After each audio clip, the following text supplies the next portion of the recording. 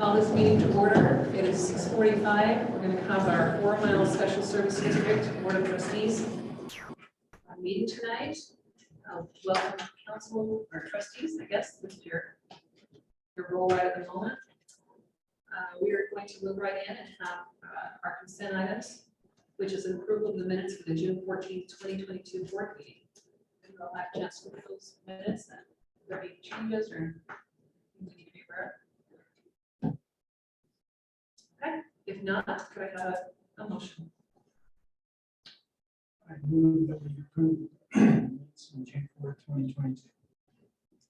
Second. Did you say 4 or 14? 14. Okay, sounds great. All right. All right. Second's good with that. All in favor? All right. Motion carries. Thank you. Going on to our business items. Item A, discussion of possible action to adopt resolution 22-12, which is accepting a petition for annexation of certain real property into the 4 Mile Special Service District. Okay. Mayor, as you're all aware, there is a development right across the highway here from us, Ashford Cove Development, who will be installing a secondary water system to provide secondary water services for that subdivision. This is the formal petition that was received by the city, and this is certifying the petition to move forward in the annexation process to incorporate them into this 4 Mile Special Service District. The petition was received from the property owners, and an annexation plat was provided for the development. This is the plat that was provided. It has been reviewed and certified by the engineer's office and the state recorder. I'm happy to entertain any questions you might have. When I look at it, it shows Connie's home in it. Is that correct? That is correct. She's requested to be part of the special service district to have pressurized secondary water service at her lot. Okay. That's the one that's sticking out. This parcel No, but the others we did not. they were not part of the developer reached out to the property owners, Okay. and this is the This is in. plat that they submitted Okay. after that. Randall's part of that. Yeah. No. That's all. Thank you. Any more questions, council? All right. If there are no more questions or more discussion, I have a motion. Make a motion that we adopt resolution 22-12, accepting the petition for annexation of certain real properties into the 4 Mile Special Service District. I'll second it. All right, I have a motion and a second. This is a roll call, please. Councilmember Loveland, Yes. Councilmember Jackson, Yes. Councilmember Christensen, Yes. Councilmember Weiss, Yes. Councilmember Williams. Yes. All right, motion carries. Thank you. Item number 4 on our agenda is board staff follow-up. Jay, you have anything to- I don't have anything other than we are still working on completion for the Warren Hollow subdivision. It'll be our first subdivision that use the pressurized secondary water pump systems. So we're still in the development phase of that. There's no report there on that. This will be our second subdivision. And because we've begun the process earlier, we'll be able to incorporate them, annex them in before the plat is recorded in the county, makes things a lot smoother on that end. Is it Warren Hall's intention that inbound irrigating water like they are over Yes, here from the same system or that live? it's from Western Irrigation. They're still working on providing the city with the proper amount of shares for that, but they built the pond, and Justin's here. If you have further questions, you can answer about that system. Any questions for Justin on that? Any other items that you want to bring up about format? Does this seem to be working the way we want it to as far as? That's a question for Justin. So we've had a minor change in our standard. So we've gone to a different pumping system instead of doing a pump house system. There's a unit that's all in one. So just the Warren Hollow, they were under the old system, but they're switching over, so we're just having a little communication on that, but other than that, it seems to be, looks like it's gonna work correctly as long as we get the water shares turned over. And then what I'm diligently working on is with Western Irrigation and the ditches that we're in. So Warren Hollow is up the costly ditch. Working, if they don't have a reliable ditch master, then I'm a city employee to take over as a ditch master. And we kind of take control of that, set schedules and things like that, because we've got a little more time. Is that something that we need to charge them for our times to be ditch master? It's not really a chargeable, That's why I asked. it's more of a volunteer type thing with the ditch, with all the ditch users. But it's just so that we can make sure that everything stays maintained and we're always getting our water. The people on the ditch are also getting their water. Having problems getting insurance. Just a slight hiccup with the Warren Hollow on not turning in the right shares, but they're getting that rectified. As far as like the mill property, they've got all their shares, which is substantial for that property. We have another one possibly coming in here in the next few months. And then when we decide to do the irrigation system over off 750th, the city property, which will have Western Irrigation shares for that. Thank you. Just to clarify on that utility, there is a utility fee charged to those residents that will be serviced off of the 4 mile. So they'll be paying a monthly service fee for that service to cover some of the costs. That was the concern I had. As we talk about these things, I want to insurance, we're also, we have to step in and help. These are taking care of everybody's needs. Thank you. Anything else? If not, move on to number 5. We have a move to adjourn, please. Second. All in favor? Aye.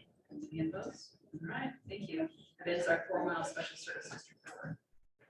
That's a brief break before we start our meeting.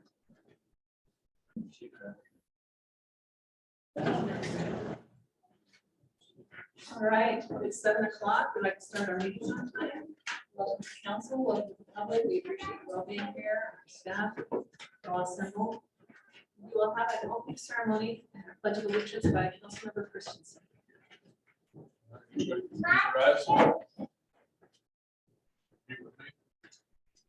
I pledge allegiance to the flag of the United States of America and to the republic for which it stands, one nation under God, indivisible, with liberty and justice for all.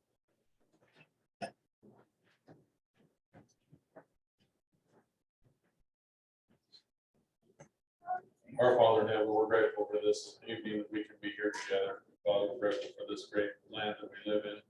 We're grateful for the city of Harrisville, that we can be here and be free and have the freedoms that we enjoy. We're grateful for the opportunity we have to serve this time. Ask that help us through this night as we talk about the things of our area and of our city that we can discuss them in a fine manner, that we'd be able to come to agreements or whatever the case may be. We're grateful again for this opportunity. We say this in the name of Jesus Christ. Amen.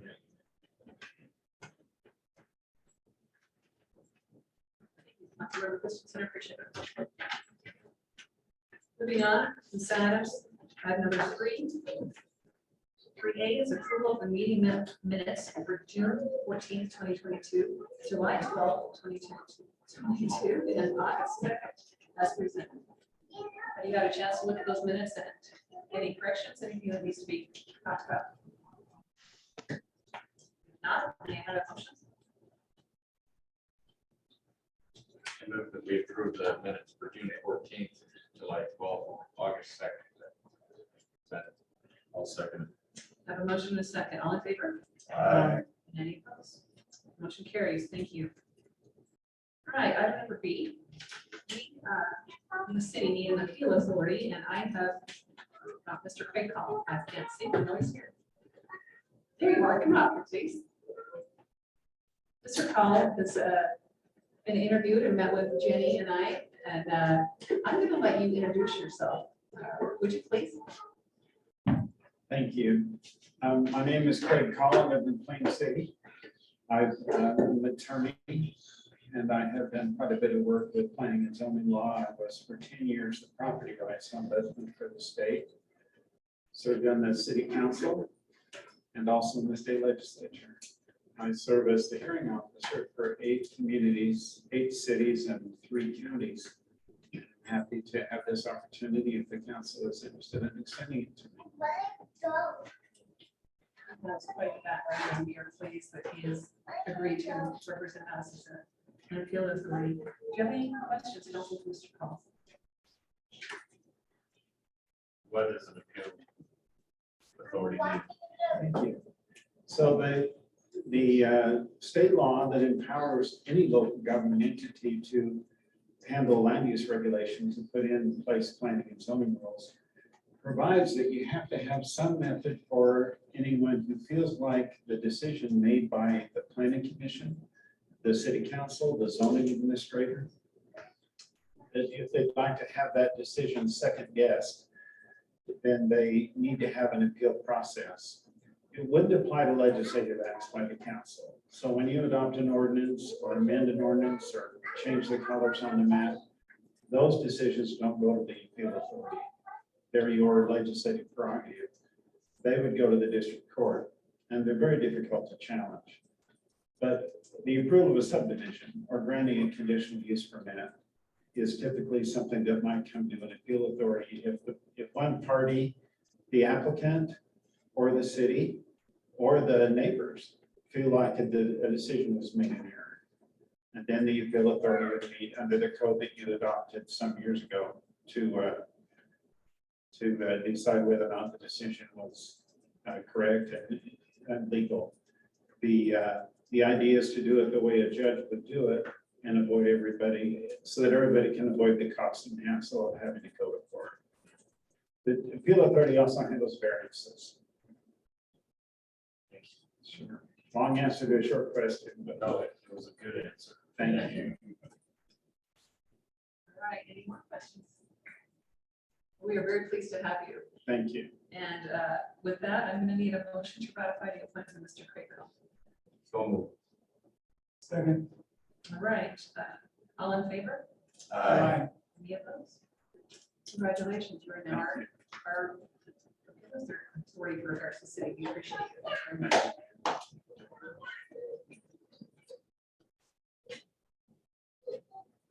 Moving on to item number 4. I'm going to turn over to Chief Wilson. So highway safety was supposed to come up and give these awards to us tonight, but due to a scheduling conflict, they won't be able to be here. These were brought up the other day. There's an award for DUI enforcement and seatbelt enforcement. There were 25 of these awards given out in the state. We received 2 of them. These are calculated on the amount of shifts worked and the amount of citations written for seatbelts and DUI arrests. So we received both trophies, however you want to say it, for both categories that we participate in. So congratulations to officers. They work hard. They do a good job. They're out there keeping the streets safe. So Wonderful, congratulations on that.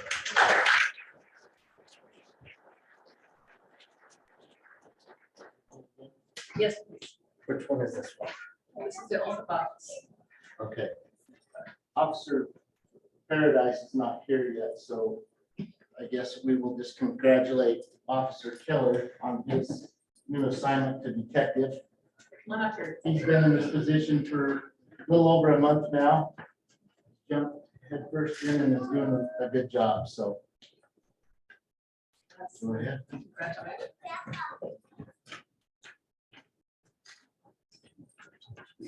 We're going to have Congratulations.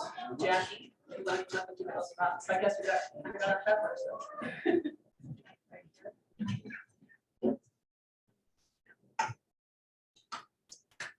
Sure. Yes. Raise your right hand and repeat after me. I do solemnly swear I do solemnly swear that I will support, obey, and defend that I support, obey, and defend the Constitution of the United States, the Constitution of the United the States, Constitution of the State of Utah, the Constitution of the State of Utah, and that I will discharge the duties and I will discharge the duties of my office with fidelity. of my office with fidelity. Congratulations.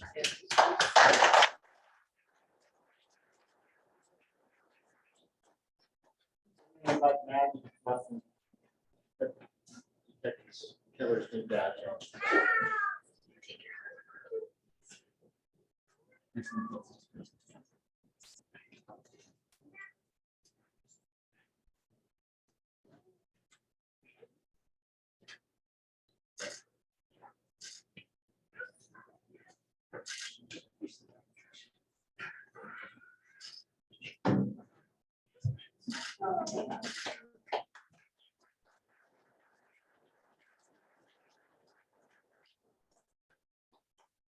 Thank you. Congratulations again. We appreciate all of our officers and see them advance and perform so well. It's wonderful. It's a good reflection on the city. We appreciate it. Item number 6, which is our business items. This is a discussion of possible action to adopt Harrisville Resolution 22-20, which is a resolution providing the holding of a special bond election on November 8, 2022. We have Marcus Keller from Science Bank as our consultant. This is up. Okay. Thank you, Mayor. Tonight, we're just going to be talking about the general obligation bond that we've discussed in prior meetings, and this is the first step. If the city council wants to move forward with that, would be the adoption of this resolution, which enables us to hit our first deadline by August 25th, notifying the lieutenant governor's office, allowing him to know that there's been a notice of intent to have a bond election. Just to kind of give you a summary of what this entails, maybe answer a few questions through this summary. The general obligation bond was decided that may be the best option for rec projects, which may not necessarily be the highest thing on your priority list and something that the city possibly couldn't afford right now out of its current budget. But if the citizens wanted it, would give them the opportunity to vote for it, which would enable a new property tax to pay for this project through the life of the bond. This property tax would go away once the bond's paid off, so it's only limited to that bond and those projects associated with it. And so tonight's resolution would give the people the opportunity to vote on a $6 million general obligation bond for the project, which includes the rec center, rehabilitation. I think there may be a few other things Jane can describe in better detail than I can associated with that. As part of this process, there will be a public hearing later on, so you would get input. The city would be able to put out a voter information pamphlet, which tells a little bit more detail. So this would be a mailer that goes out to all the citizens so they can understand what they would and wouldn't be voting for, what the project entails. As well as this, it would also describe the tax impact to each individual and how much that would be. I don't know if you still have those. Maybe we can pull those up instead of me trying to turn off my computer here, but we did run the analysis. And so the tax impact to the individuals on a primary residential home, the average value home in this area was estimated to be about 360,000, I believe, with 320,000. And so the individual impact on somebody with a taxable value or primary residential home at 320,000 would be $105.66 per year. On a business of that same equivalent amount, $192.13, or secondary home, because they would receive the 45 discount taxable credit on their home or business. And so this is just a good way. I think the thought and the process and all this was that I think the city council would like to see this done. It's something that would potentially benefit the city, but at the end of the day, it's not something that the city necessarily has funds to do right now unless the citizens want to pay an additional property tax for the city to be able to expedite this project and be able to start on this.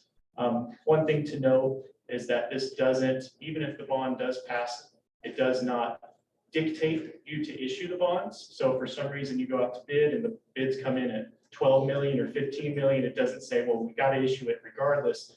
No, it's still at your discretion on whether or not you would issue the bonds. They're just giving you that authorization authority to be able to increase the taxes to issue those bonds up to $6 million. So you would be limited by law to that amount. And then obviously you could always refund the bonds, but it would have to be for savings and reduction of the size.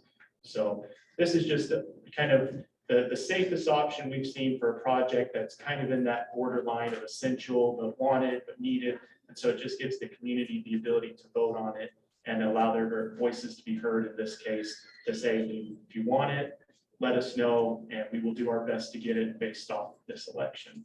So.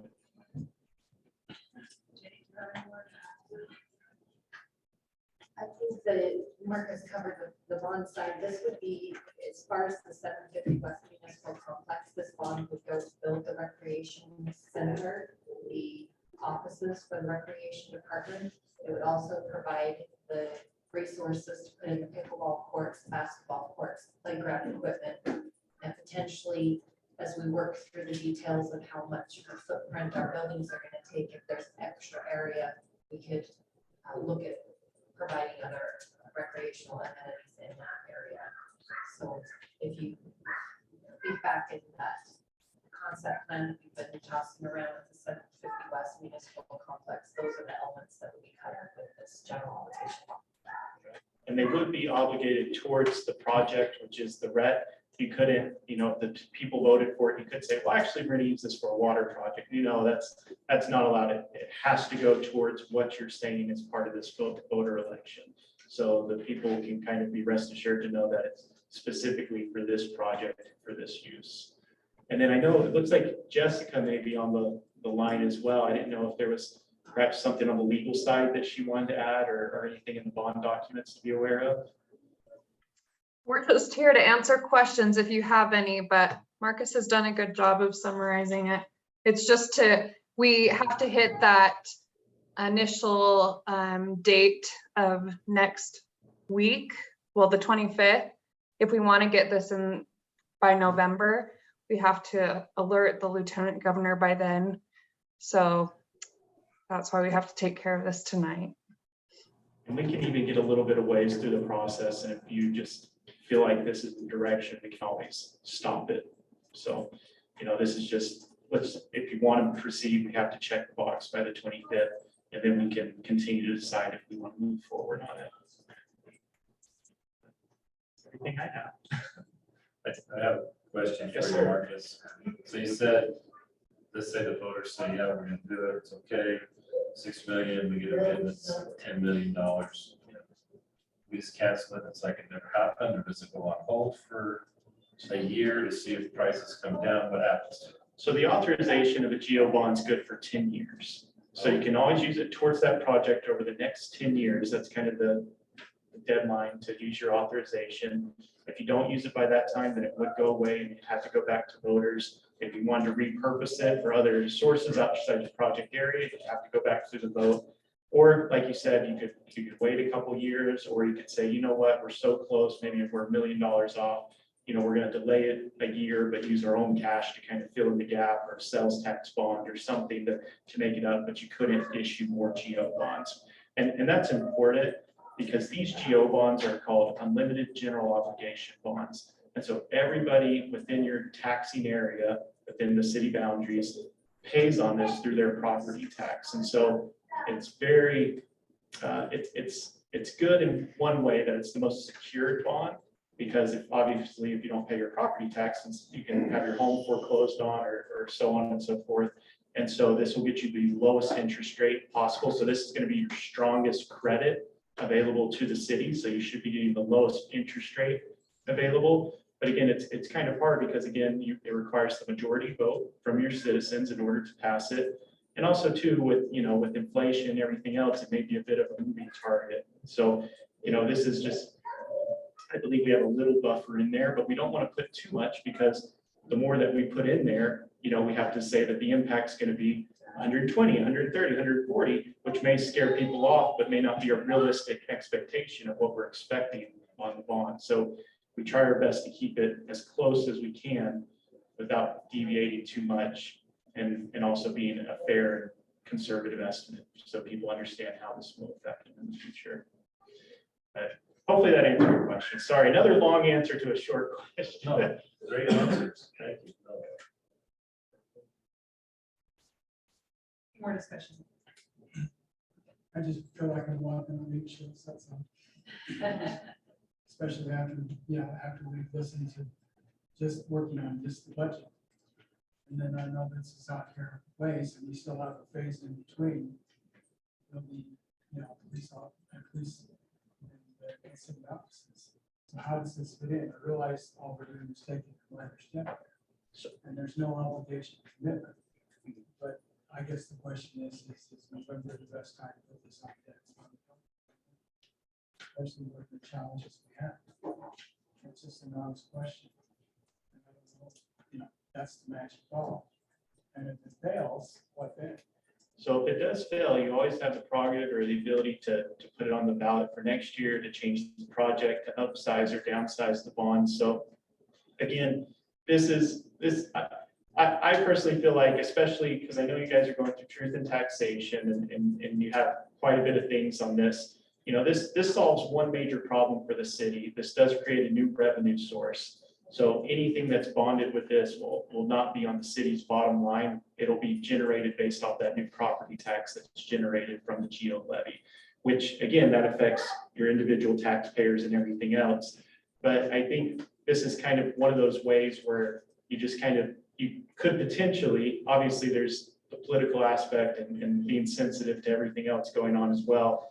You're really just asking, you're saying if you want it, vote yes. If you don't want it, vote no. And, if you vote yes and it passes, we will do our best to do everything. And there will be a priority list on that voter information pamphlet. So you'll go down that based off what that entails. And then when the money runs out, potentially, or you get to that point and you just say, gosh, this truth and taxation was a little bit harder than potentially we thought. Even though maybe this did pass, we're going to hold off a couple of years and just wait until either inflation comes down, construction costs come down, or, there's maybe a little bit more need. Or you could just, as you mentioned, you could say, we just don't feel comfortable right now. We're going to delay this until next year and put it on the ballot then. I will say this, there's never a good time for a geo election, unfortunately. So that's why you see so many people nowadays, sales tax bonds, water bonds, sewer bonds, just because it's a hard atmosphere to pass this because everybody, with COVID and everything else, it's a big ask. So hopefully that was a good enough explanation. In other words, it's really quite open-ended at this point in time. Yeah. And again, if you decide, even if it's just kind of on the borderline and you decide at least we want to get this deadline done, then it just leaves the door open. So, we could come back next month and you guys could just have no appetite for it.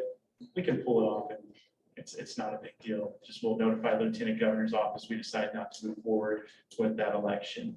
So the biggest thing is we just have to notify him by August 25th if we have an intent to move forward. If we don't do that, then we have to wait until next year. And that's the deal. So just to clarify it, if the voters approve it or no, if we pass a motion tonight to go forward with this, and then 6 weeks from now, we don't have heartburn over it, yeah, we can just cancel it. Correct. Because you still have to have a public hearing. You still have to do a bunch of things. So you could even get all the way to the public hearing and, it just has no appetite then, right? So, there's still flexibility in this process. We don't want you to feel like if you vote yes tonight, all of a sudden you are constrained, you're forced to move forward. We can obviously work with bond counsel and everything else to make sure that, this kind of just gets pushed to next year or whenever you're more comfortable with it. And if that did happen, I'm just thinking of scenarios here. If that did happen, is there a cost to the city for any of this or what? So there will be some cost the further along you get. Obviously, sending out the voter information pamphlets, bond service is for bond counsel, myself, as well as publication fees. So typically throughout this entire process, you can usually budget between $5,000 and $6,000 if you go all the way to the end. If you just have some publications and everything else, maybe you're in a couple $1,000s. But if the sooner you let us know that you're not wanting to move forward, so if you told us, in the next month or so before we have to start posting in the paper and a few other things, then it should be relatively inexpensive, maybe a couple $100s at most. So, Thank you. Any more questions? Thank you, Marcus. Any discussion? I guess I'm just wondering about the advantages versus the disadvantages of moving forward. I think we've got a good cost analysis of what it costs us to us. The advantages of doing that, I know putting the information out that there's a need for rec center is very important. You know, timing is also very important. I'm not so sure that the more you put it out, the better it's going to get. Does that make sense? And at the same time, you take the wax up front. But I trust our folks to make the right yes, we decision. don't have to alter that. Go ahead, I'm sorry. I trust our folks to make the right decision if it goes to a vote, and if they don't want it, then they don't want it. At least it's them making the decision instead of more buddy like we are. Well, and I look at, you know, a public hearing is for what we want this for the input. That's where I think the final decision is made. I know, we did have input that, they wanted more things for their kids to do. And other things for their kids to do. I mean, yes, the timing is not the greatest, but I think we put it to the public, let them vote. When would the public hearing be? We have to take for that, That would be held in the September, September the second Tuesday. 13th, by city council. Okay.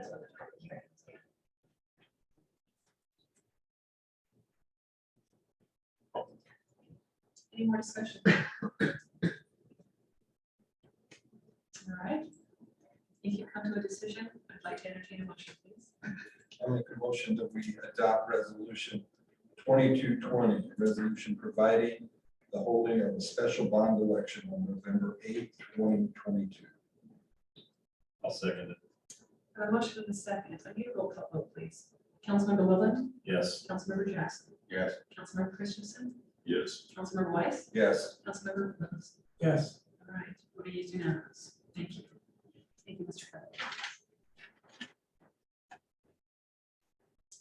Item B on our business items. This is the discussion possible action to adopt Harrisville Resolution 22-19. This is a resolution approving an interlocal agreement with Weaver County for the distribution of coronavirus state and local recovery funds for the construction of the new Children's Justice Center. Chief Wilson and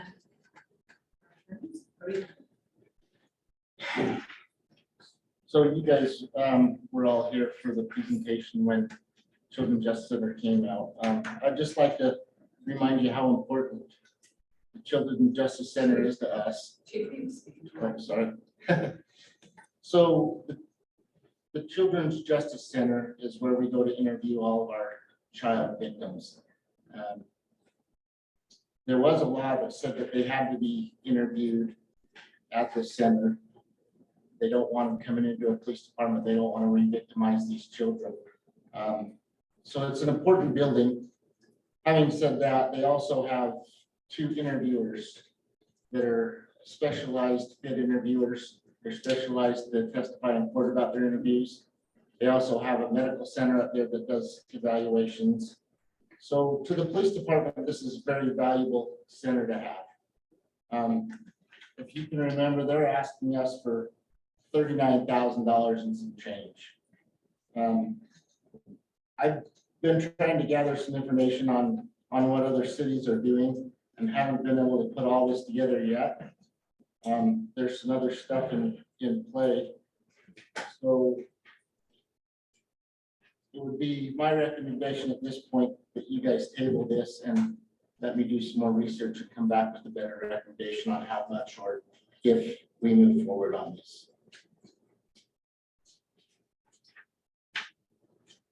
Yeah, go ahead. Chief, are they giving us any kind of a deadline?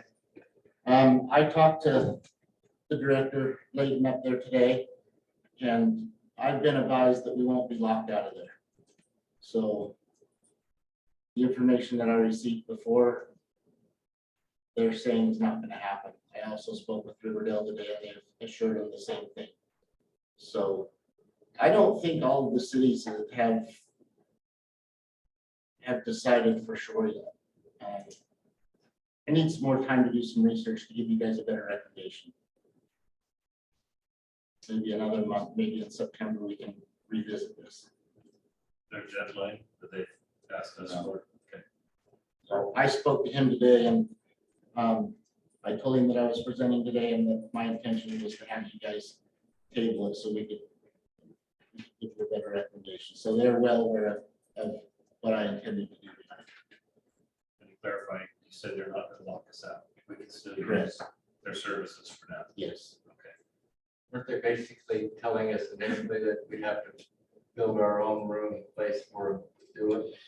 Yeah, so the new law says that they have to be interviewed in a soft interview room or an existing CJC.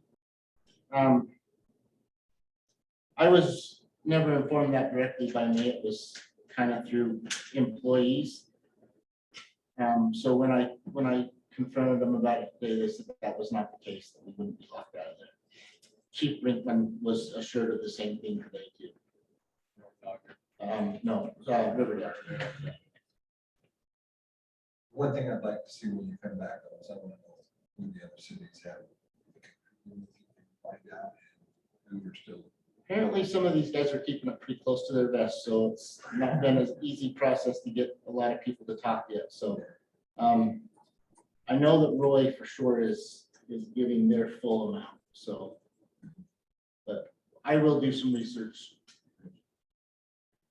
I think I saw something on there about using ARPA, COVID, whatever those funds are, STFPs, whatever. That's what this coronavirus state Yeah. level recovery funds. Do we have any of that left that we could use for this? Yes. There's also an option, discussing this with Rob today, that some cities are electing to do this over a 3-year period as well.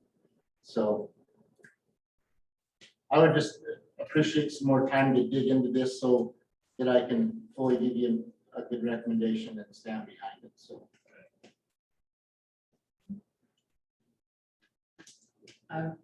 Council Brody Flint, do you have anything to add? No, I mean, Chief Wilson hit the main points. And just from kind of what I'm hearing, maybe to be too blunt, most cities that I've talked to about this issue, they all recognize the need for it, but I think nobody wants to be first and give it up to the CJC, even though statutorily police officers are required to interview these victims in a certain manner. So I don't really know what the option is. I mean, we can get into it, but to build a soft room, I would imagine would cost you the same amount that they're asking for. So, but it is something we can look at in more detail. I would just say, while I was at the county attorney's office and prosecuting the types of crimes that are investigated at the CJC, it is completely invaluable as a resource for police officer and for prosecutors afterward. I know, quite frankly, the Utah model of doing this has been studied nationwide, and there are multiple states that are implementing either exactly or most of the way it is done here. So it is a good program, but I think the details we probably should iron out before you move one way or another. Thank you. Yep. Council, any more discussion or questions? As far as the ARPA funding goes, we earmarked it when they first issued the ARPA funds. We earmarked that because it was specifically supposed to go towards infrastructure. So we held that in contingency along with our relocation of public works. So that would essentially, they've loosened up those the available funds and what they can be spent on. And so we would be allowed to issue those towards this, should you decide to in the future. It would come out of contingency that we're holding for the public works. So it wouldn't have to come out of our budget. It would, I mean, Essentially, yes. yeah, but It's all related, but yes, the funds are there that were being held in the contingency. Public works, infrastructure. Any more questions? All right. Can I have a motion, please? I make a motion that we table this item until Chief Wilson can get us more information. Second. Okay, a motion. Do I have to have a roll call for that? We didn't adopt it. Okay, so just a motion. And second, all in favor? Aye. Any opposed? All right, thank you. Moving on to item C, this is the discussion, possible action to grant preliminary approval for the Dixon Creek Park subdivision phases 1 through 5, which includes 14.104 acres of development with 212 townhome units and 5.97 acres of open space. Jenny. So we're here for the preliminary approval. This, the developer is here. If you have questions for the developer, this is the complete phase for the residential section of Dixon Creek, which is over on Washington Boulevard. And the preliminary application came with a positive recommendation from Planning Commission at their July 13th meeting, and it is consistent with the Master Development Agreement dated May 17th, 2022, and all of their applicable fees have been paid to date. During the analysis, staff has balanced the MDA renderings of the residential phases with the preliminary subdivision plat, which was included in your packet. The rendering of the 2-story rear load of townhomes on the west side balanced against the 3-level on the east sides of the project.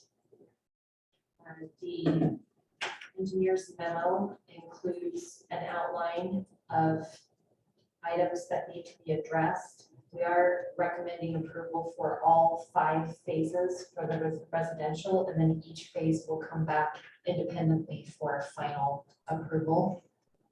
And these are the outlined items that the engineer's office listed that need to be taken care of before they can apply for final approval.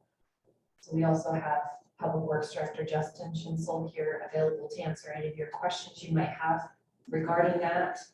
And we have the developer available. This is the plan set for that development. It's quite large in your packet. It'll take a little bit to load here, but happy to go over any questions that you have, staff recommendations on that.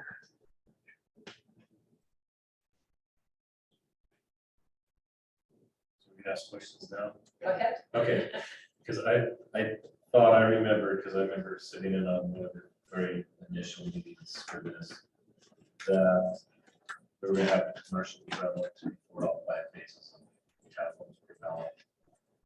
Kind of hold their feet to get us some commercial in. So now it's changed. I'm wondering why, or did I remember wrong? So we negotiated that to an element of the residential units will be held until the commercial is put in. So it is tied to the master development agreement, but it isn't coming prior to the development. So come after everything's developed. Not all of the residential. There's a phase, there's 2 issues regarding the phases. One is the mitigation of the wetlands and the floodplain, and that is included in the master development agreement that they cannot develop those areas until they've taken care of that mitigation. And there's also a section, a number of residential units that we're not allowing to be completed until the commercial element is installed. We are heavily affecting their ability to do the commercial because of the location of our public works building. So until we relocate, they're kind of their hands are kind of tied with getting access to that. We have negotiated that they can come through our facility to start that process, but we're making it very difficult for them to develop that piece until we relocate. Okay. So tonight's just a preliminary, saying let's move ahead. Yeah, With the but they still got a bunch of red marks in that face. Yes. Okay. Thank you. Any other questions? Justin, did you have something you want to say?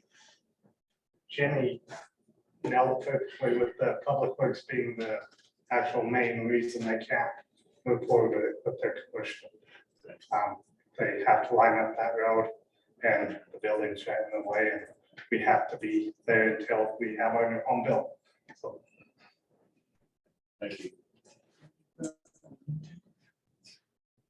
And that is in the development agreement. We have learned over the years that those development agreements really help us. We will bring that in. Anything else? The 6 acres of open space with the word. The top of that picture. Yes.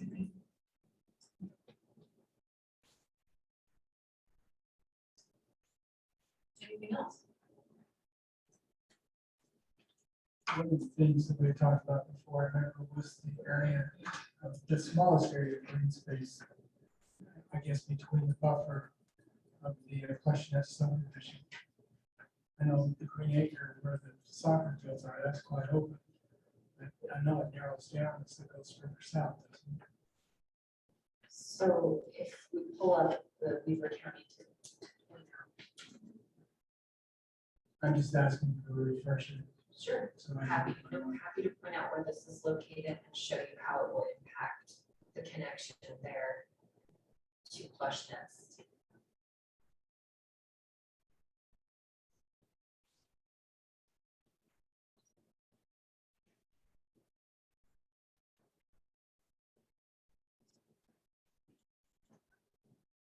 So the residential units connect here, run back onto this parcel. The connectivity is to 1300 north.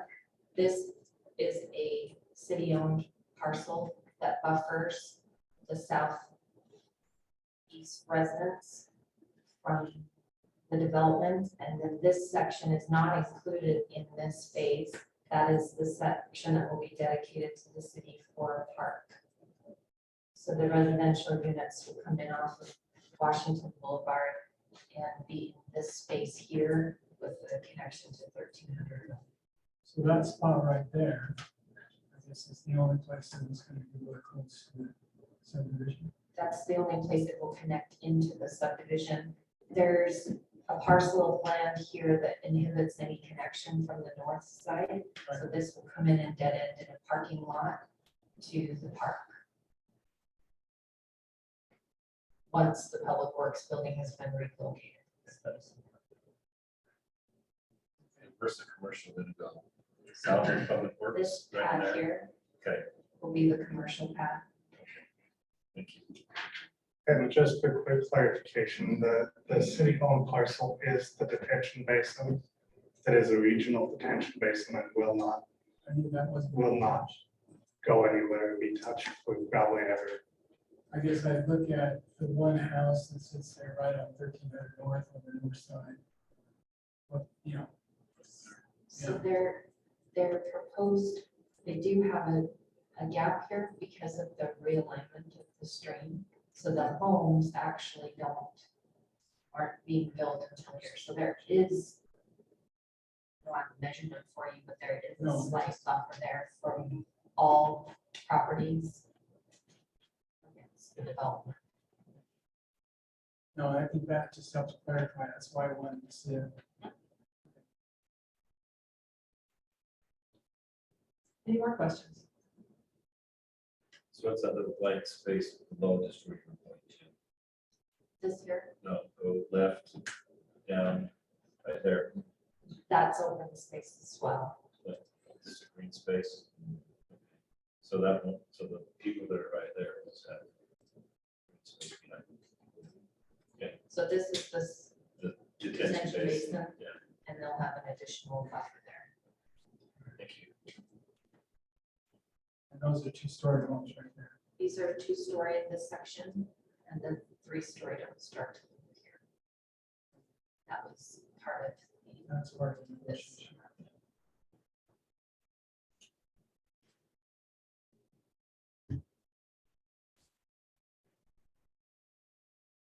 Any more questions? All right, can I have a motion, please? I'll make a motion that we approve the Dixon Creek Park subdivision phases 1 through 5, which includes 14.104 acres of development with 212 townhome units and 5.97 acres of open space, and including all the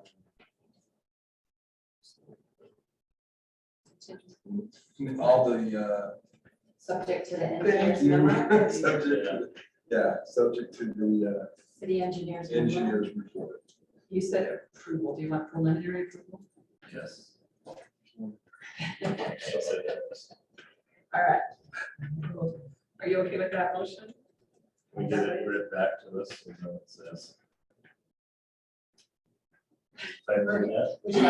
Would you like to do that? Thank you so much. I just want to make sure it's right.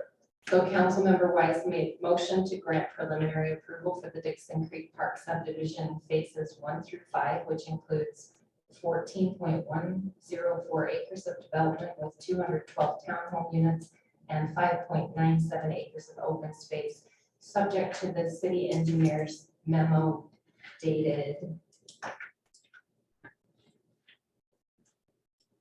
August 11th, 2022, and all other agency comments, staff and agency comments.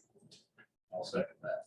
All right, I have a great motion and a great second. Thank you. All in favor? Aye. Any opposed? All right, thank you. Motion passed.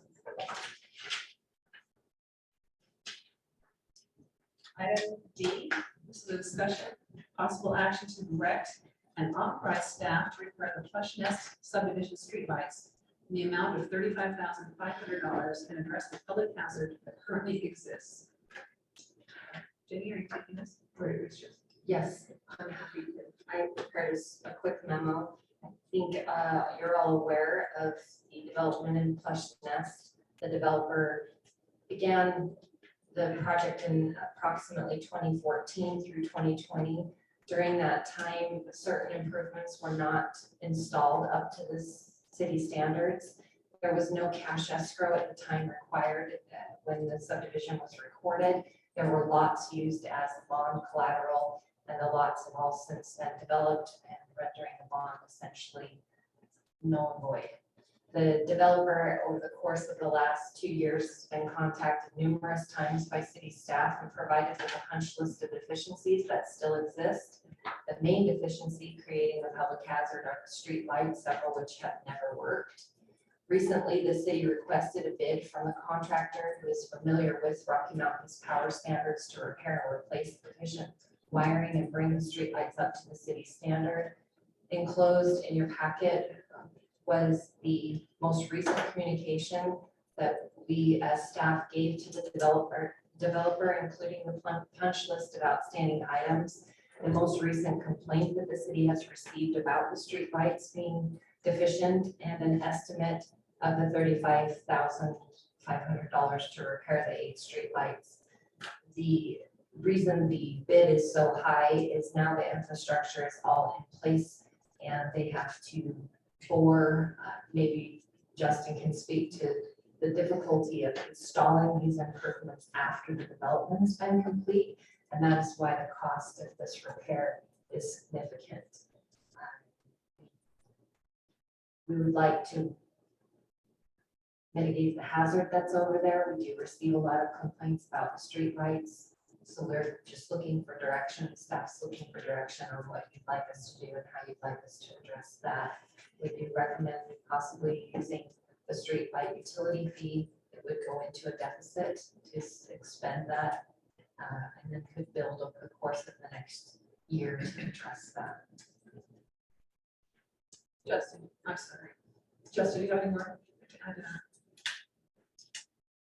Just as Jenny said, due to the fact that everybody's landscaped driveways and approachways are in, from where the power boxes are to where the power poles are, it needs to be completely bored. And so what essentially happened is the wiring that got put in was actually house wiring, and they did a direct bury instead of in conduit and commercial outside wiring. So again, it's creating an electrical hazard and also a non-working streetlight hazard. There's 3 of them that Rocky Mountain Power deems such a hazard, they won't even connect them. There's no fuse boxes to hook them up to. So again, the bid came from Sturgeon Electric, who is a direct contractor for Rocky Mountain Power and also on the state contract bid list. So there's nothing that we would have to really go after or do anything special because they are on that state contract bid list. We make the repairs and we bear the expense, number one, where do we get, what fund would we take it out of, and we get out, go after them civilly to recapture it?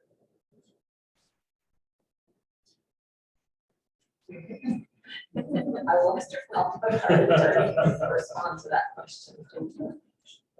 You can try. The short answer, though, is it's gonna cost the same amount to try and go after a civil lawsuit. So, not good news, but maybe a lesson in making sure our development agreements and our bonds and escrows are a little better in the future. We certainly could probably win, but it's gonna cost. And it take, your fund will be back up by the time that lawsuit is over. Now, this is just the electrical we're talking about, or something through, there's a lot of other things on the punch list that needs to be eventually done. I know we're talking electrical right now, because that's the most important thing. But what about the rest of the punch list?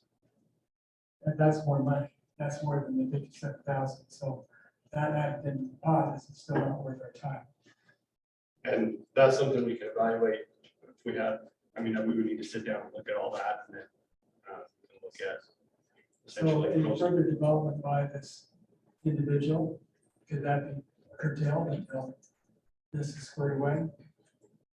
Because I know he has land in this city. I won't say anything too forward here, but any agreements with him would be, let's say, looked over much more closely. That's a very good. Yeah. I like that. Look over very close. Yeah. As, I mean, we should, I mean, the real lesson is the city's authority and the ability to solve off these problems is at the front end. At the back end, we just have situations like this if the front end isn't taken care of correctly. What's our liability here if we don't, something happens? We're on the hook. We would have some defenses, but ultimately I would advise you liability wise to take care of it as best we can. A long answer and not a good answer. We don't do this anymore, do we? Don't we take money now or whatever? We require, we always have in our ordinance required cash escrow for developments. So what happened here? I can't speak to what happened. Just happened. I wasn't in my current position about it. Okay, I just wondered. Do a better job on that forward. That's the best way. Any more discussion? Any more questions? So if we use our streetlight funds, how much do we have in streetlight funds? What's our deficit? Right now, it would be roughly 15,000 in the hole, knowing that we just barely raised that streetlight utility and working through that process. Again, not something we foresaw or could have planned for. Wish this wasn't the case. I've had 3 different electrical companies come out and look at it, and they're telling me the same. Plus Rocky Mountain Power is just very specifically said those 3 of them, we will not connect to power. So there they sit, and everybody's calling asking, why aren't my streetlights working? And then I have to go in to quite the lengthy discussion of, well, there's some issues the city's trying to take care of. Again, as Jenny stated very earlier, that we are now making sure that the front end is very much taken care of so that we don't have these issues on the back end. And escrow is at a title company and is only released by mine and Jenny's discretion. Thank you. Any more, council? Can I have a motion, please? I'll make a motion that we authorize staff to repair the flush nest subdivision streetlights at a cost of $35,500. Did it? First one. Who was the second? Thank you. And roll call in a second. Yeah, I have a motion in a second. Now I need a roll call. Councilmember Lovett, Yes. Councilmember Jackson, Yes. Councilmember Christensen, Yes. Councilmember Weiss. Yes. Councilmember Littleton. Yes. All right, motion passes. Moving on to item E, this is a discussion, possible action to adopt Harrisville Resolution 22-18, which is a resolution adopting the fiscal year 2023 budget for Harrisville City, the Harrisville Community Reinvestment Agency, and 4 Mile Special Service District, with the fiscal year ending June 30th, 2023, and the fiscal year 2023 certified tax rate. Just like to make a clarification, thank you, Mayor, with the posting, it's actually the 2022 certified tax rate, if you'll note that. And we're just here as staff to support you in answering any additional questions. We have held our required truth and taxation public hearing on August 2nd. We held a work session last Tuesday, August 9th, for continued discussion. And we have the budget available and all of our department heads available to answer any questions that you may have remaining on the proposed budget. Any discussion, council? What if we don't balance? What happens? I'm just curious. I don't know. I'm so good with this. So there would be automatically a deficit created if we don't balance. Right. Obviously, we do our best to project revenues that come into the city. The only way we would balance after that is if projected revenues came in higher than we are anticipating them coming in. That would be the only way we would balance. Otherwise, we would carry a deficit and then potentially have to balance that with the capital improvements.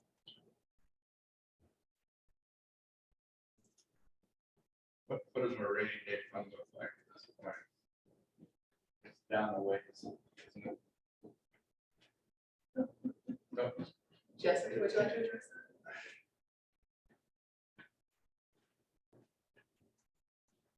We have cash, I will put it that way. Our rainy day fund is about, I want to give you a number. We're going through the audit, so I don't have an exact number on what that's going to be. We have been working in a deficit for several years, so the amount is minimal. So the city budget's been in a deficit for several years. Not as far as unnamed city in Phillip County. Years ago. Any other items of discussion?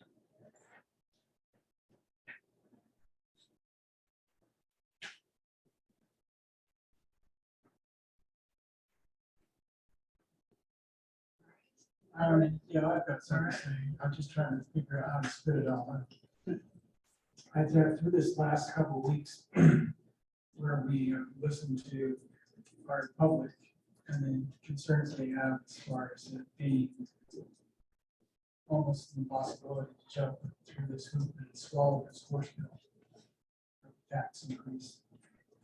And yet at the same time, I've reviewed and personally talked to every one of our directors in each of our areas. And I feel very confident that they have done their best at trying to balance the budget and be very frugal with the amount of money that they have put forward. Given. And in fact, I'm surprised at how well we've actually done, considering that we were 45% in the hole over the last 7 years. Is that correct? We've basically been dipping into those funds that should be there for a rainy day in order to balance every year. Yes, we anticipated that the growth would be here, and it's not. So, as it was given counsel to me by an outside source, a close person, that this is a business, even though it's a city business and we are elected by officials, we have to balance the budget. We have to run it forward. And as comments have been made to me, this is the time where we need to be starting to change our attitude rather than putting our budgets into a bare bones budget every year to start putting some meat and looking forward to where we can provide officers that need to be here. Be able to provide recreation centers that need to be used to bring people here. It's being able to provide the means for public works to be able to do their job, even though their money comes from a different direction. There is still money within the budget that needs to be done. And I know it's a horse pill because I have to swallow it like everyone of you have to do too. But I also want to be able to maintain the integrity of the city and not have to do a domino effect by dropping into the hole and having that coming back with audit reports that don't look good on our state, or we've had a clean record every year. At this point in time, we've been able to take care of that. But because we have a truth in taxation over the last 7 years and tried to maintain and balance this budget little by little, yes, it's a big pill to swallow. As I was counsel, sometimes I think we have to swallow the hard pill in order to look forward and go forward. And that's my resolve after looking at this seriously in the last couple of years. I took it very personally. I really, really did. And that's why I contacted everybody in the department by themselves and asking them individually how their budget works and what can I do to help. I know there are people here in the city that would step forward to help build a playground. That doesn't have to be on the budget. I know there will be people here that will help provide recreational opportunities that will bring people into our city with tournaments and activities and things like that, that brings money back into our city. Those are things that I think we have to look for. I do think that we also have to look forward to applauding those personal businesses that live in Harrisville and are working in our behalf. And we have to highlight them and let them know how much we appreciate it. That's all the way from the Walmarts to the little mom and pop stores down here. But those things, we need to work together to look forward to doing the things that bring the integrity back into Harrisville and provide the employees we need to have here to know that they're working for us. They are not servants, they're employees. They have a life and they are working many, many more hours overtime than they deserve, that they're being paid for. Now that's coming from me as a councilman over the years that I've sat here on this council. And the last time we had truth and taxation, where Michelle and I were the only ones that were there. And it was not pretty, it was ugly. So I want to look forward. I would like to continue to build the city to we're proud of, that I can live here for the rest of my life. And I know it's going to be money that we're going to have to pull out of our pockets. And I know there are people who are on limited budgets, and it's hard. But what I got from here was, it's not just us, it's across the board. Everybody's having the same hard time. And so I just wanted to go on record and comment on that we need to change the attitude as I was talking to Chief Olson. We need to relook at things, not just in how much can I cut, but what do I need to do to maintain and move forward to provide a better service for everybody here. And I think we as citizens need to step forward too to see what we can help, not just in funds, but in volunteer help for projects that may come up. And may also be things that we can do to surround and bring people back in here and our children may want to live here one day. Thank you. Anyone else?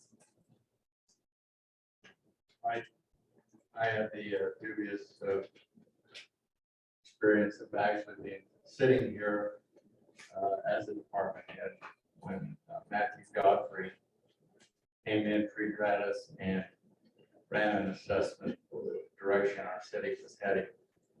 And he basically said, if you don't get revenues up through keeping the mill levy up or bringing in business or both, you're on a collision course with disaster.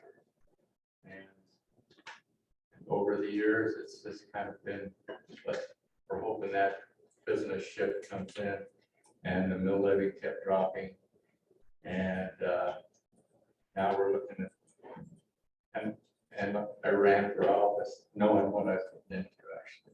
So I've watched it happen for the last several years, and it's not a decision that my mate's life, because I kind of enjoy being retired myself. I'm gonna have to come out and go to work. But it's just, I feel like we're back in the corner, and if we don't continue to provide the quality services that the city requires of us, we're gonna lose quality employees, and we're not gonna be able to provide it, and will become a substandard operation, and I just can't let us do that. Up to this, because I'm as ultra conservative as the next guy, and this kind of flies in the face everything that I believe in, but it's there's no other alternative in my mind.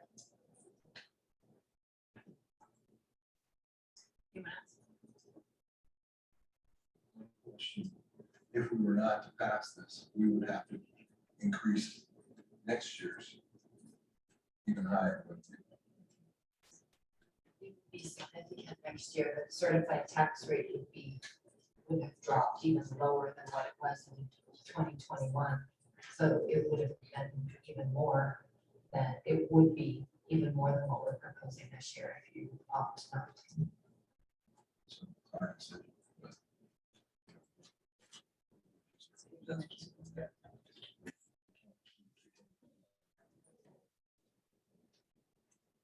Not to mention the cost to the city to the lost employees and the things that we've been working so hard over the last year to remedy. We would continue, if not worse than that situation.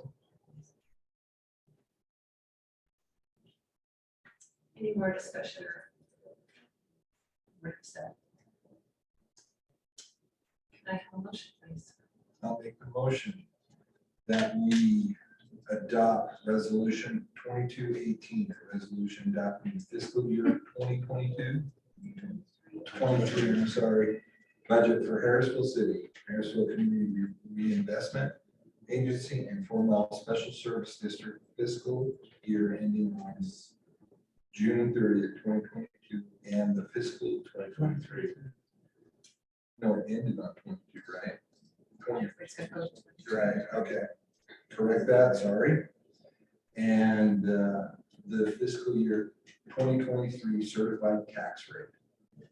Certified tax. Yeah, got it backwards.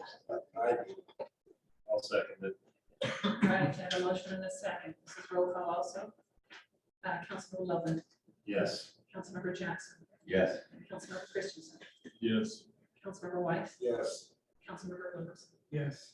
Thank you.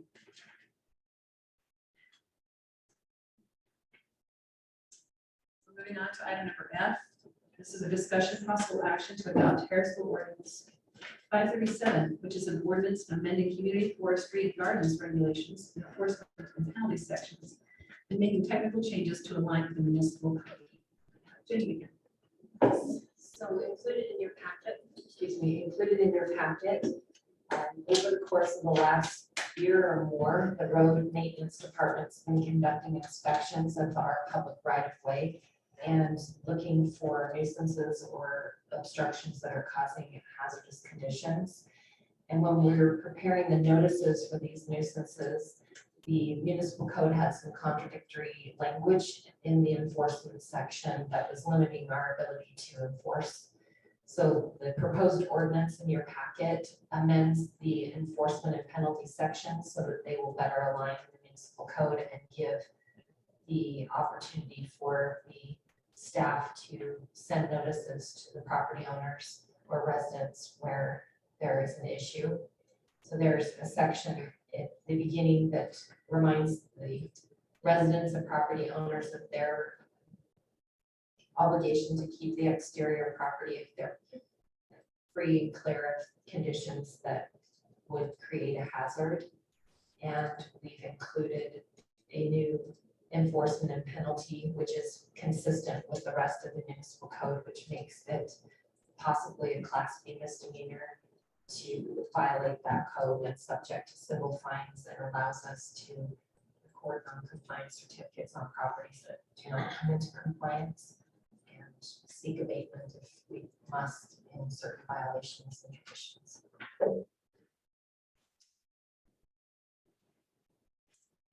Questions, Council? Any more discussion or? Are we ready for motion? It's $1,000 one. I mean, $1,000, is that enough? I think it just makes it consistent with everything else in the municipal code. That's the intention. Yes.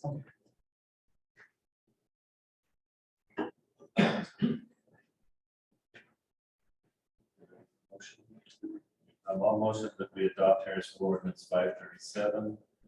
Ordinance amending community forestry and gardens regulations, enforcement, pending sections, and making technical changes to line with the municipal code. I'll second Second, roll call on this. Councilmember Lovett, Yes. Councilmember Jackson, Yes. Councilmember Christensen, Yes. Councilmember Weiss, Yes. Councilmember Williamson. it. Yes. Thank you. Motion passes. Item number 7, moving on, this is our public comment section. Anyone from the audience that would like to come up to the podium and state your name, you have 3 minutes to express your concern.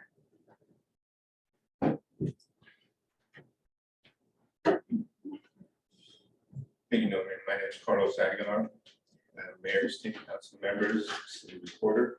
Appreciate the time and thank you for all your efforts, and that's hard, especially in an inflationary type environment that this is getting. There's a couple of things that I'm concerned with: the breach of contract with the electrical for the Plus Nest, and then we're saying we're not going to let that happen again. How are we going to encode that so we make sure, so we, you know, upfront inspections, because that's a basic code violation, right? It's like, seriously, I wouldn't even do that in my own house. Anyway, and those are the only things that I have to say, you know, putting those engineered controls in so we make sure those things don't happen and that we're not wasting city funds. And I will say again, thank you for your efforts. Thank you.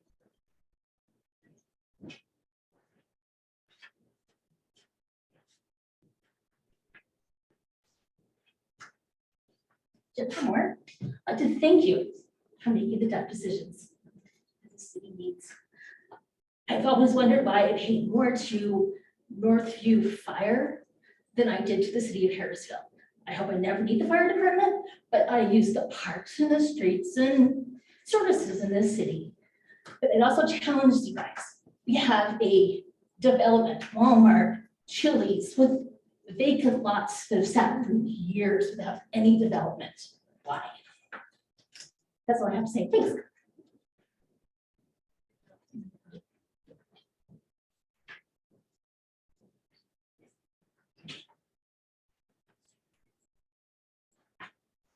Welcome, Councilman. Mayor, thanks for listening to me. I talked last time a little bit about this tax deal that we got. I understand that we need to raise our taxes. Everybody, I bet, in Harrisville understands that. The last 4 years, we've had the opportunity bit by bit by bit to raise our taxes a little bit. This is a big burden that's going on with people right now. And I understand it. But right now we got a bond. And another $150 added on to a $350,000 home. Some of us has more than that. That's a lot of money. And some people around my neighborhood are old, can't afford that. They've already talked to my concern that they don't know if they can afford to live here anymore. I can understand that. We're not going to change what's happened because we need the tax to change things. But we should have been looking at this 4 years ago. And some of you have been here for 4 years, and we should have done that.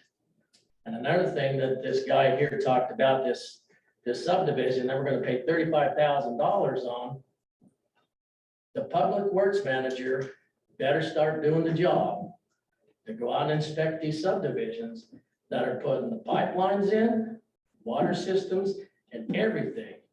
And if he doesn't do it, he's gone. Gene Beam would never let this happen.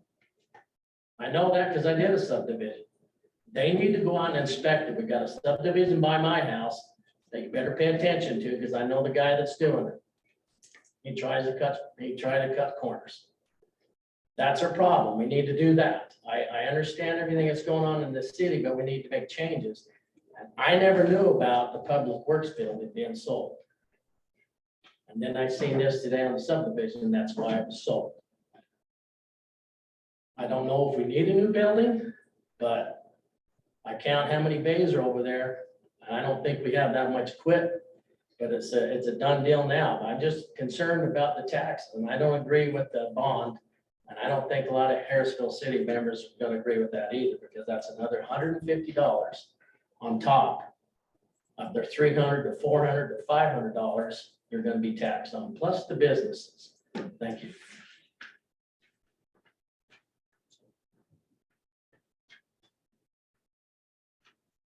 I'm talking in front of people and dogs like you just I'm against your tax hike.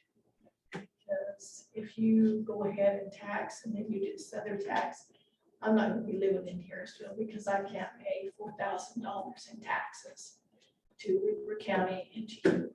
I agree, we need tax hikes to get us out of the hole, but why are we in the hole? I mean, you guys are sitting here, you're the ones that we elected to make sure that we're not going in the hole, so why are we in the hole? It's Joan Brown, live at 288 East, 1150 North. And I just think it's wrong. And like this gentleman says, there's gonna be a lot of people that are not gonna be living in Harrisville anymore. And I'm probably gonna be one of them.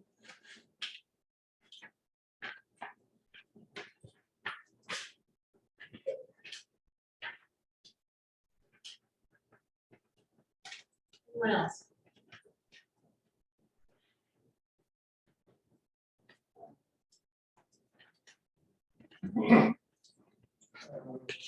I don't envy any of you guys on the council.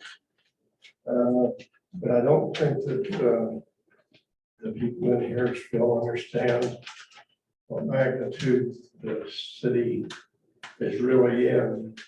And the proposal to put the money that you're talking about now for to bring us to even, because we were in deficit for other years. But pull up another $5 million bond for the public works building. Now, I don't know how much you got out of the building over on Washington Boulevard, because that was never brought up in any of the meetings that I brought up. Could you tell me what that is? We're not having a discussion, this is your comment. Okay.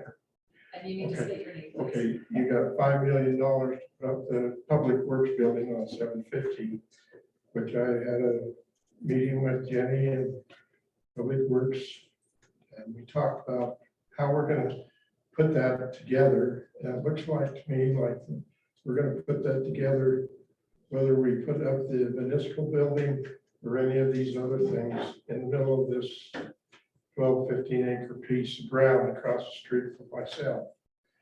The back sides of them, from what I gathered, will be on 750, which I oppose. And I told them that. So they could probably switch them around a little bit. There was a couple of questions that they had on buildings to face the right way so that the salt and the sand doesn't get water in it, which didn't hold water with me.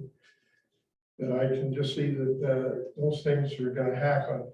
And I'm wondering how big this taxation is going to be by the time we put together the municipal building. I don't know if any preliminary estimates on this for the new building, how much we're going to sell this building for. And I would imagine we're going to go into another deficit. But I thought this taxation was probably to pay for the $5 million works building. Maybe that isn't, maybe I'm not correct. But I think that's what it is. So that bond can be met. And I don't know how many years the individual got up and said that The gym facility is gonna be at least 6 million. That's another $150 taxation that's gonna go in. We'll be able to vote that in. The 5 million we wasn't able to vote on, whether or not we even wanted the public works building over on 750. We didn't get a chance to do that. Are we gonna get a chance to vote on the municipal building on this piece of ground to put us in another 10, 15 million? Because that's what it's gonna cost us. And like they're saying, that the people that can't afford that. And also you talk about retail businesses. You start charging these people that kind of money, they're gonna walk away and go someplace else. They've never been able to bring a Thank you, business. Mr. Brewer. Your time They've is up. never had a building put in and give us any taxation. Mr. Brewer. your I time is up. understand. Goodbye.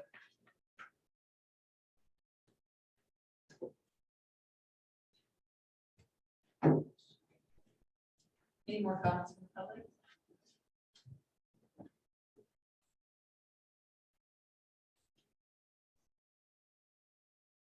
Hello. Sergeant Davis with Harrisville. Just want to say thank you. I've been here years. The city has slept on a lot since then. I just want to say thank you. You guys are everything.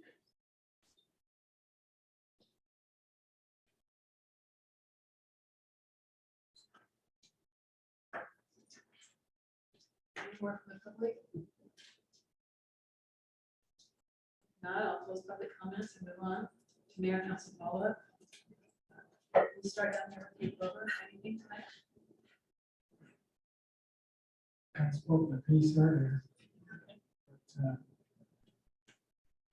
it's really, it's, you know, going back to your comments as far as where I live in Plushness.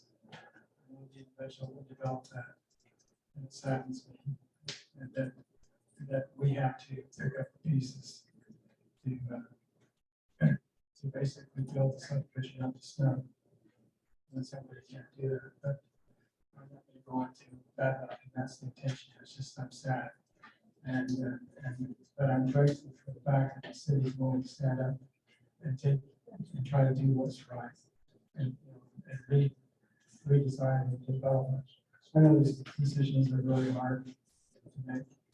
As you said, we have 18 projects going on in Harrisville, which is going to change the whole face of what it is. As a city, we have to be prepared for that. If we don't, then we're going to be behind from the other. So I appreciate all the work that's done on the city council.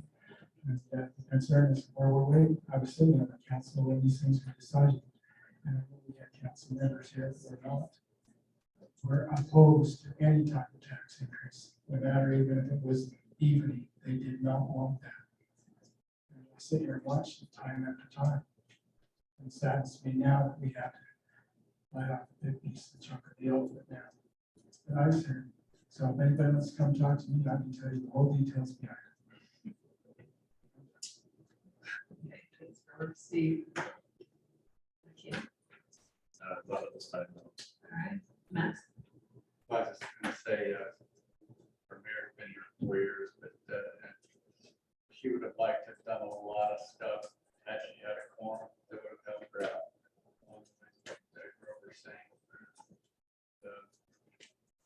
sure they're doing what they felt was right, nice site, not so much. We're gonna pledge our best to keep them on the up and up, keep things loose. Thank you. All right. The only thing I have tonight is I just really appreciate all the work.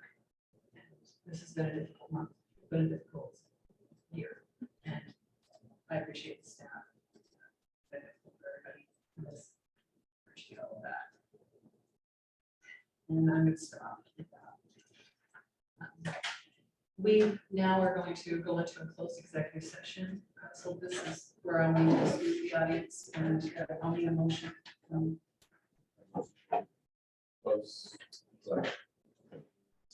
closed session. Number 9.